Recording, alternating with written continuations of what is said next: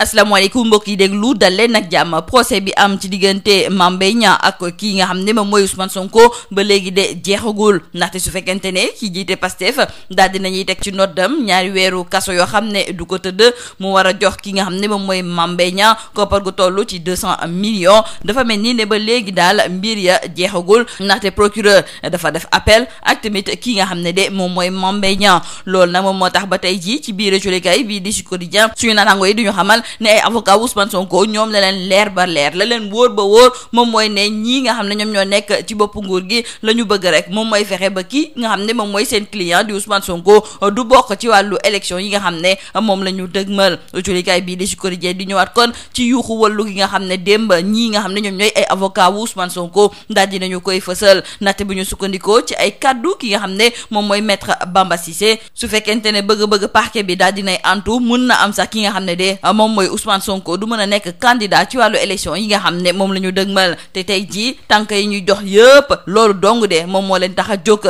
ci biir colikaay bii di l'info suñu naataango yi kon di ñëwaat ba léegi ci ay avocat wu Ousmane Sonko ñoom ñi nga xam ne nag ña ngay xamale fépp ne su fekkente ne appelu procureur ak Mame Mbaye Niang mujjee naa antu de suñu maytuwulee seen client googu du nekk candidat yor wi moom daal di gis tamit ne ñii nga xam ne ñoom ñoo nekk ci bopp nguur gi ñoom ña ngay def seen kéemtalaay kàttan ngir fexe rek ba ki nga xam ne de moom mooy Ousmane Sonko du mën a nekk candidat ndaxte peine bi nga xam ne dañ ko nar a teg ci ndoddam mën na am sax day yàqeet lépp lu jublu ci ay droit civique am ci diggante ki nga xam ne moom mooy Idrissa Seck ak Macky Sall diggante boobu fan lay mujjee julikaay bi de la mandat moom moo koy laajte ndaxte dafa mel ni xëccoo bu tar moom moo am ci seen diggante ak li mujjee xew nag ak ki nga xam ne de moom mooy Yankhoba Diattara suñu naataango yi daal di njort ne ki nga xam ne de moom mooy Idrissa Seck moom léegi carte yi daal dinay leer moom dafa bëgg a nekk candidat ci wàllu élection yi nga xam ne moom la ñu dëgmal te loolu ngir mu mën a am faw mu daal di tàqaliko ak ki nga xam ne de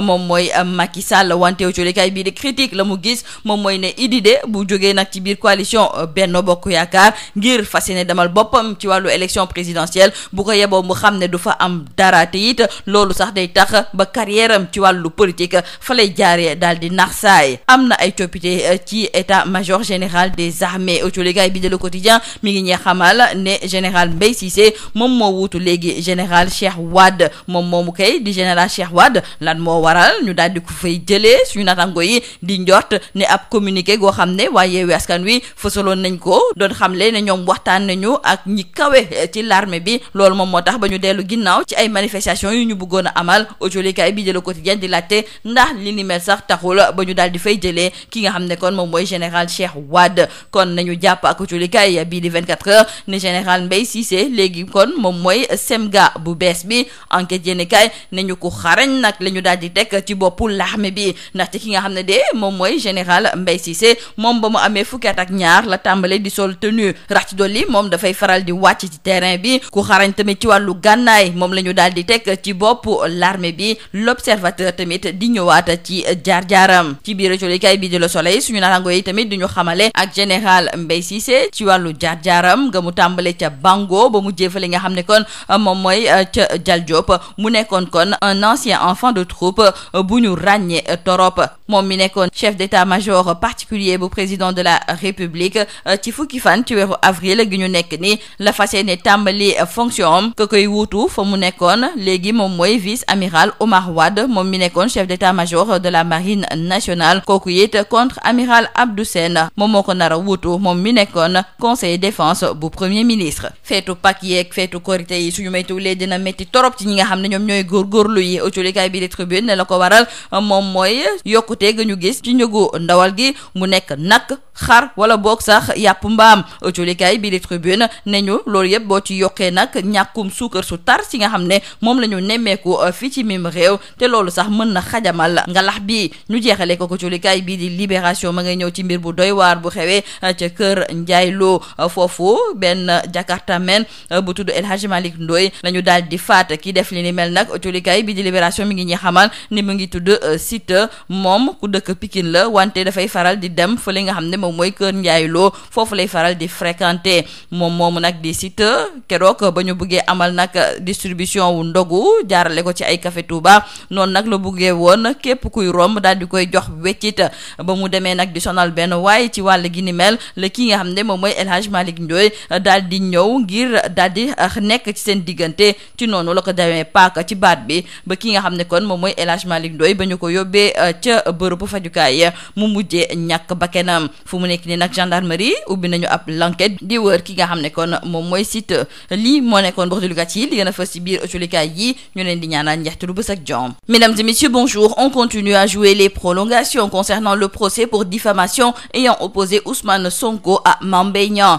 Les avocats du leader du parti PASTEF ont fait face hier à la presse après la condamnation de leur client pour diffamation à 2 mois de prison avec sursis et 200 millions de francs CFA en guise de dommages et intérêts. Selon eux, les appels introduits par le procureur et le ministre visent à rendre inéligibles leurs clients pour la prochaine élection présidentielle. Et cela nous disent nos confrères du journal Sud Quotidien. Les avocats de Sonko en sont convaincus. Selon eux, Ousmane Sonko n'a pas encore échappé à l'inéligibilité. Donc la réponse à savoir qu'est-ce qui les motive est claire, c'est pour le rendre inéligible pour qu'il ne participe pas aux élections présidentielles en 2024, a déclaré l'un de ses avocats, en l'occurrence Maître Bamba Cissé. Et selon la robe noire, l'appel du procureur peut remettre en cause les dispositions pénales du jugement. Or, seul cet appel peut permettre de corser la peine et en ce moment-là, la peine passera de 2 à 3 mois et si c'est le cas, Sonko ne sera plus candidat. Aussi, s'il est condamné à une amende supérieure ou égale à 200 000 francs CFA, il ne sera plus candidat si la cassation confirme la position de principe du juge d'appel. Pour Maître Bamba Cissé, la justice ne doit pas être utilisée pour écarter des adversaires politiques. Les avocats de Sonko sonnent l'alerte et dans le journal L'Info, nos confrères nous rapportent les propos des conseils du leader du parti PASTEF qui craignent que dans les meilleurs délais, l'appel soit enrôlé, que la peine soit corsée et que la cassation confirme cela pour que Ousmane Sonko ne soit pas candidat en 2024. Maintenant, reste à savoir si Ousmane Sonko sera privé de ses droits civiques. C'est la question que se posent nos confrères de Yor Yorbi. En tout état de cause, retenons que ces avocats redoute cette hypothèse avec le procès en appel qui oppose le leader de PASTEF au ministre Mame Mbaye Niang dans le cadre de l'affaire Prodac de Macky Sall ou d'Idrissa Seck qui posera le premier acte décisif. Ce sont nos confrères du journal Le Mandat qui se posent cette question. En effet, les signes annonciateurs d'une rupture dans le compagnonnage politique avec Macky Sall ont secoué les fondements du parti Rewmi. L'épisode Yankhoba Diattara, comme le prélude d'un divorce politique, renforce la crainte d'un conflit d'intérêts en vue de la prochaine présidentielle. Et pourtant, même si Macky Sall est resté de marbre, loin de la polémique et des supputations, les actes posés par le président du Conseil économique, social et environnemental depuis un certain temps ne laissent aucun doute sur la volonté de l'ancien maire de Thiès de voler de ses propres ailes. Si c'est le cas, nos confrères du journal Critique trouvent que ce sera échec et mort pour Idrissa Seck. Donc, le dernier virage qui nous mène à l'élection présidentielle sera l'occasion pour le président de Rewmi de faire montre de toute sa science politique. À défaut, c'est un enterrement de première classe pour l'un des hommes politiques les plus prolifiques de sa génération. Changement à l'état-major, général Mbaye Cissé remplace Cheikh Wade. Dans le journal Le Quotidien, nos confrères analysent ce changement car l'ancien Cheikh Wade est remplacé par un officier qui a été les plus proches collaborateurs du président de la République. Nos confrères du quotidien Le Quotidien parlent de mise au placard de l'ancien Semga et parmi les causes, des observateurs se demandent quel rôle a pu jouer le communiqué de Yewwi Askan Wi annonçant des concertations avec de hauts gradés des forces de défense et de sécurité. Retenons avec nos confrères du journal 24 heures que le général Mbaye Cissé est le nouveau Semga et nos confrères du journal Enquête nous précisent que c'est un crack qui est aux manettes. Le général Mbaye Cissé porte la tenue depuis ses 12 ans. Il a une forte présence sur les terrains chauds et c'est un artilleur respecté qui a fait ses humanités. Dans le journal L'Observateur, nos confrères nous présentent aussi les faits d'armes du nouveau Semga Mbaye Cissé. C'est un spécialiste de l'artillerie, de la sécurité, un homme d'une grande intelligence, brillant intellectuel, d'où son ouverture, sa rigueur présageait son parcours dans l'armée. Il est rigoureux et très exigeant. C'est un homme pour qui les relations humaines ont un sens très élevé. Dans le journal Le Soleil, nos confrères nous disent aussi qui est le général Mbaye Cissé. Ce nouveau Samga était jusque-là chef d'état-major particulier du président de la République et prendra donc fonction le 10 avril prochain. Il a également été élevé au rang et appellation de général de corps d'armée. Il est remplacé à l'état-major de la présidence de la République par le désormais vice-amiral Oumar Wade,